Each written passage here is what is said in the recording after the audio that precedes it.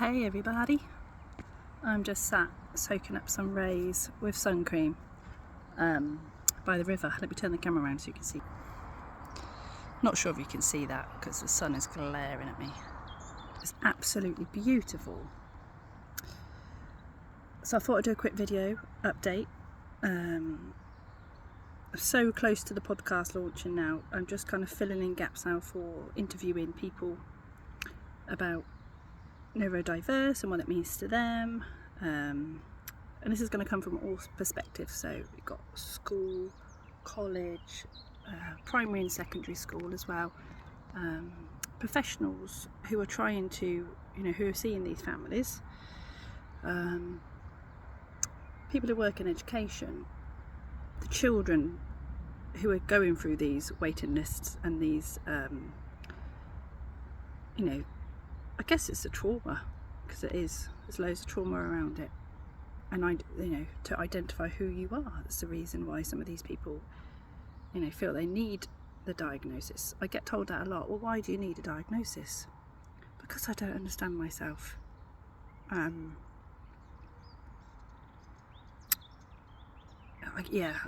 get told that a lot. Why do you need a label? Why do you need a label? I think if you are at a point where life's tricky and you don't understand why, and you've tried all the other avenues that people are telling you to do, medication, therapy, everything, and something isn't working, that's because you don't understand yourself. That's my point. That's my opinion.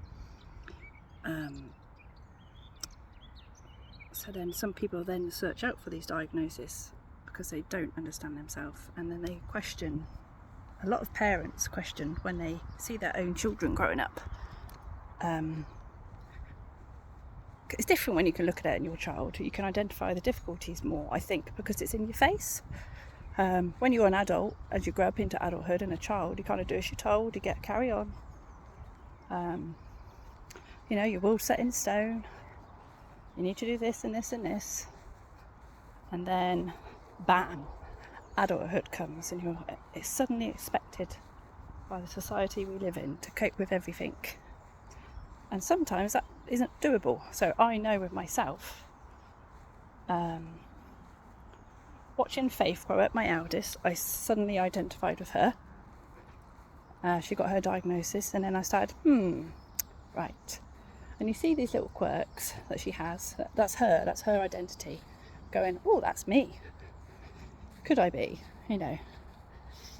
And then we grow up further, and then we have another child. Isabel came along, so 2 children. Now I've got an age gap between the both. I can't think right now. I'm on what that age gap is right this second. One's 13 and one's almost 6. And it was the point that I saw her, Isabel came along, and suddenly I felt that I couldn't cope. Overwhelmingness of having 2 children, and managing the house and being a wife and so forth. And that's when I knew that I had a neurodiverse condition, and I needed to explore it to give myself some clarity and some answers. And a lot of adults find themselves in that situation when they have children, but also when they come into adulthood, of all the expectations of what adulthood brings. Washing up, keeping your house clean, bills, working, demands, the list continues. So keep going. If you're on that journey, you owe it to yourself. Keep going. People will tell you don't need to, but if you think you need to, listen to your voice inside. Go for it. Likewise, if you're waiting on the waiting list for your child, seek support. You're not alone. And that's the whole point of me getting this brand up and running, and it is up and running. Now, it's going to take me time. I've done so much already behind the scenes, but it will take me time because I'm working full time. I have a neurodiverse condition. Both my children do. And I have needs to meet in the family first. But it is coming together.